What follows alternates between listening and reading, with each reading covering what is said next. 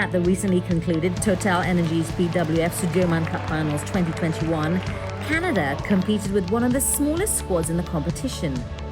However, the North Americans still managed to put out a spirited showing led by Brian Young's fine upset over Indonesia's Jonathan Christie at the group stage.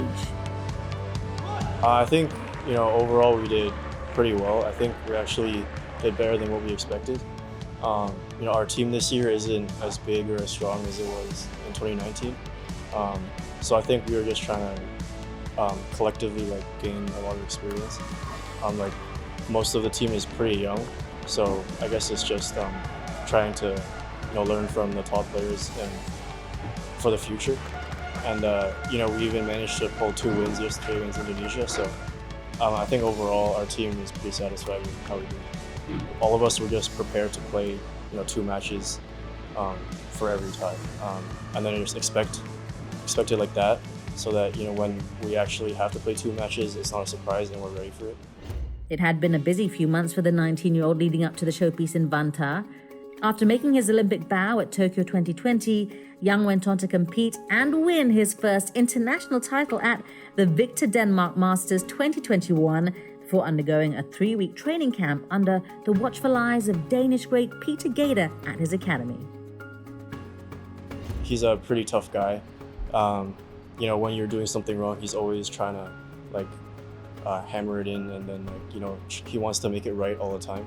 So yeah, it was really tough for me at first because my stroke and my footwork and stuff was maybe not the way he wanted it to be, and I just spent the first week just trying to correct everything. But after that, I found once I started getting used to it, I really liked it. I found it was helping, and I actually kind of like that kind of mentality that he has as a coach, where he's trying to push it really hard, and it's tough at first, but then once you get used to it, then it's you guys have a good connection, and it helps you improve a lot faster. The type of drills and the shorter intervals, the kind of European style of training, I wasn't really used to at first, because the way I train at home is longer drills with more constant pace. But yeah, so it was different for me, but I feel it was also necessary to have, because it kind of simulates the kind of match play where it's short bursts of explosiveness and then a short rest in between. So I think it was good for me to kind of experience this European style as well. The world number 43 also got his taste of the Danish Badminton League, where he donned the colours of Gentofte Badminton Club. I mean, it's kind of similar to the Sudirman Cup and the Thomas Cup, Uber Cup. It's just a team match, but there's actually home games and away games, where you either you play at your home club or you go to the away club to play. And I actually think it's more the atmosphere is kind of bigger when I was playing. That might just be because my club was really into it and was really supportive. But I remember my first match, after I won the first point, the crowd just started cheering super loud, and I was just oh god, I never experienced that before. But yeah, it feels really good to have that kind of home crowd behind you, and also just playing for another team, another group of friends.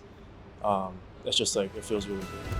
If that wasn't enough, Young then took up the invitation from the Olympic champion himself to join him and a few other international players in Dubai for some much-needed top-class sparring.